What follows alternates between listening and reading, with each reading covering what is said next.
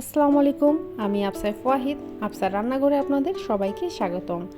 পাকা আম চলে এসেছে, আর পাকা আমের নতুন রেসিপি না করলে হয়। তাই আজকে তৈরি করতে যাচ্ছি ম্যাঙ্গো বানানা মিল্ক স্মুদি। খুবই সহজ পদ্ধতিতে তৈরি করে দেখাবো।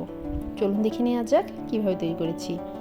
আগে দেখিয়ে দিচ্ছি সকল উপকরণের একটি ঝলক, যা আমাদের বাসায় সচরাচর থাকে। ব্লেন্ডারের একটি জার নিয়ে নিচ্ছি আর দিয়ে দিচ্ছি 4 টেবিল চামচ আরলা ডানো ডিলাইট দুধ পাউডার, 2 টেবিল চামচ চিনি, 1 কাপ পাকা আম, দিয়ে দিচ্ছি 1 কাপ পাকা কলা আর কিছু নাটস, 250 ml ঠান্ডা পানি।